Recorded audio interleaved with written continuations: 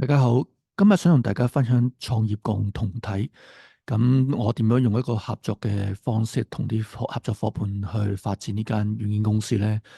咁呢個例子其實係我會用一啲我之前廿幾年嘅經驗同大家講。其實除咗呢個股份嘅合作伙伴嘅形式之外呢，有一種另外一個方法係比較好嘅，就唔使咁多限制，同埋合作容易，同埋分手都容易。咁由我開始啦。咁第一個合作應該係呢個影視租借嗰邊嘅。咁影視租借個合作方式嗰陣時，一開始咧，咁提供咗一個幾好嘅方法。咁佢係我個客戶啦。咁買咗我租影碟嘅軟件，咁用咗第一間店就用咗啦，跟住就開分店。之後就同我合作啦，就同我傾究竟可唔可以一齊去推，因為佢想做一個同盟嘅形式。咁集合咗40-50間嘅影碟鋪。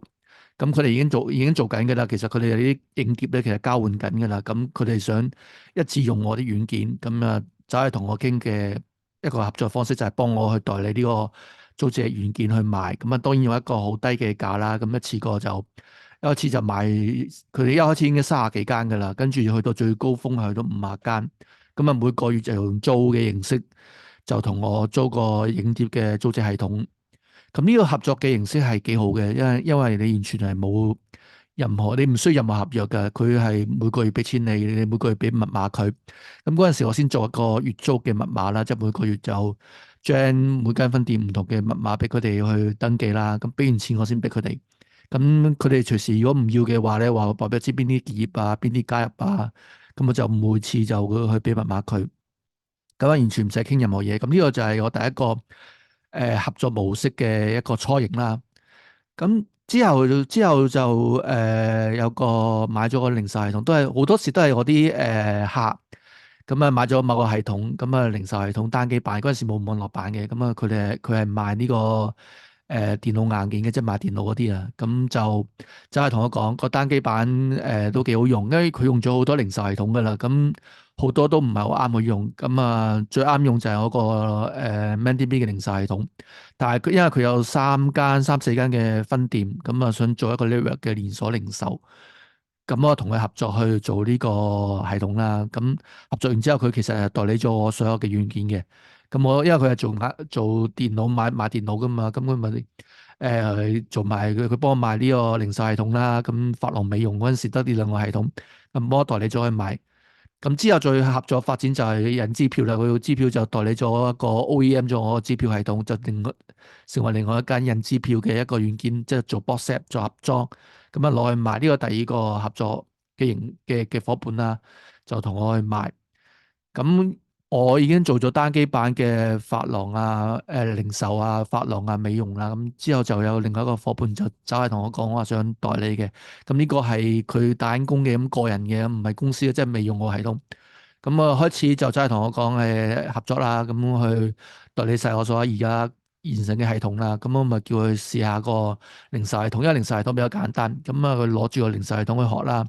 咁有咩問題我可以教佢啦，點樣做點樣做。咁佢攞住個零售系統去賣。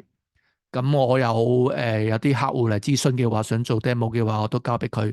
咁慢慢呢個就成為我一個真正嘅合作伙伴，就合作到而家都有廿幾年啦。咁佢又幫我代理晒所有軟件啦。咁而家所有嘅公司嘅接觸啲客戶啦、接電話啦、做 support 啦，所有嘢都係佢幫我去做嘅。呢個就係最好嘅合作伙伴。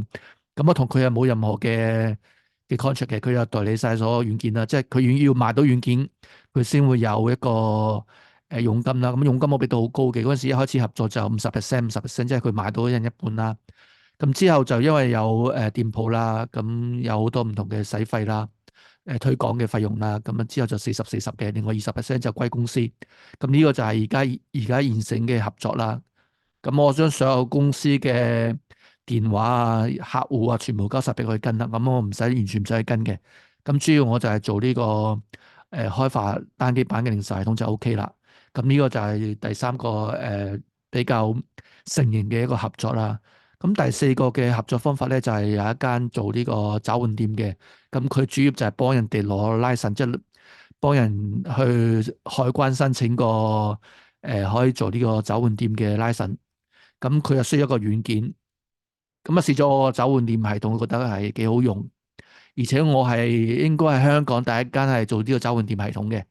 咁啊已經比較成熟啦。我自己都有成十幾廿間。如果用緊，其實買呢個零售軟件嘅，唔係買呢個找換店軟件應該都有50幾間㗎啦。咁佢哋真係同我合作，就代理咗我個軟件啦。咁啊 OEM 咗佢嘅，之後變為另外一個找換店系統嘅名。咁啊完全唔知道係 ManDB 嘅，因為佢攞去賣，佢又唔想啲客戶主動揸喺我度。但係我就改咗個界面啦，改咗幾啲功能啦。咁啊，令到佢有嘅功能我係冇嘅。我簽咗個合作協議，就係我幫佢寫一個，例如篩查嘅篩查我自己就唔做嘅。咁佢就做咗個篩查嘅功能。咁如果需要篩查嘅，我自己啲客揾我嘅需要篩查嘅話，我都會交俾佢去做，因為佢幫我代理，幫我做銷售，咁佢都做得唔錯。咁呢個合作嘅形式都係非常好嘅。咁另外最尾一個就係呢個餐飲啦。咁餐飲其實係第一個同盟會做嘅第一套系統，就係做呢個珍珠奶茶嘅。因為嗰個年度係好珍珠奶茶啲店係開到好成行成市嘅。咁我幫佢發展咗個單機版嘅餐飲。之後另外一個就真係同我講可唔可以發展呢個網絡版嘅餐飲系統。咁我同佢一齊合作，因為佢做咗呢個餐飲都做咗十幾廿年㗎啦。咁有好多客戶，咁嗰啲軟件佢用咗十幾套都唔啱用。咁啊真係同我講可唔可以大家一齊合作去發展一個餐飲系統。咁嗰陣時我冇嘅，我就用呢個連鎖零售嘅level 版去改一個餐飲系統。因為我自己有單機版嘅餐飲，但係就冇一個 level 版嘅餐飲。咁啊攞住呢套結合咗個零售系統同埋餐飲系統，就做咗個餐飲系統。咁佢做完之後，佢就幫我攞去賣，咁都賣到好成功嘅。咁佢自己就開始發展賣下線添。咁呢度係呢個系統係賣得最多，差唔多而家賣到差唔多有5000套咁樣。我就同佢一齊去合作。咁佢有啲咩嘅要求，啲咩要去改，我就幫佢tailor-make 啦，即係佢喺出邊去接 project，咁我就幫佢去完成個系統咁樣攞去賣。咁而家就同我個仔發展 Apps 啦。咁左下角就係我哋發展嘅會員Apps 啦，就叫 MemberDB 啦，叫 ManDB。咁啊用咗個公司，咁都做好晒㗎啦。你如果有興趣就可以湊下我呢個 channel 入邊啲影片啊，我都拍咗好多影片係關於呢個嘅。咁暫時都揾緊合作伙伴，因為我同我仔都係開發，主要係做開發嘅，就比較少有呢個 marketing 同埋呢個推廣。其實呢個 ManDB 同呢個 ManShop 應該係發展到可以去推㗎啦。咁去到一間鋪頭，佢哋可以裝個 Apps，咁就有可以免費有個會員系統，咁啊儲積分啊，發啲 coupon 俾佢啊。我係需要一啲合作伙伴去唔知用咩合作嘅形式啦，但係我哋系統已經做完㗎啦，咁可以繼續發展落去嘅。咁有興趣嘅話，可以下載嚟試啦。喺個 YouTube 度揾關於 ManDB Apps 嘅影片啊。咁你可以嘟呢個 QR code 去下載試用。咁有興趣嘅話，可以一齊過嚟合作發展呢個 Apps，或者我而家現成 ManDB 入面有好多唔同嘅軟件。你有興趣嘅話，其實可以走去同我合作啦。咁有好多時咧，其實合作咧，我自己做軟件嘅，其實我主要嘅合作伙伴唔係開發軟件啊，反而係點樣將現有嘅軟件，好似頭先我講過幾個例子啦，佢哋都係啲唔係開發軟件嘅公司啦，個人啦。咁我係專係做開發嘅，咁我又唔想做 marketing，我又唔想推，又唔想去做銷售。咁我係好需要有啲咁嘅人去合作。咁啊，你見所有合作嘅嘢都唔需要投入錢㗎，佢需要投入時間去學一個軟件，跟住攞住呢個軟件去接觸啲客戶啊，去賣啊。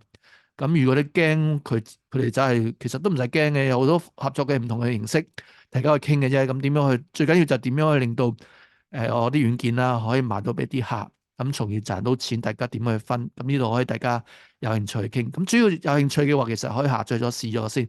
咁啊，我會拍多啲影片，繼續分享點樣去合作、去創業、去做呢個銷售。咁有興趣嘅話，可以訂閱呢個頻道，未來同大家分享更加多。拜拜。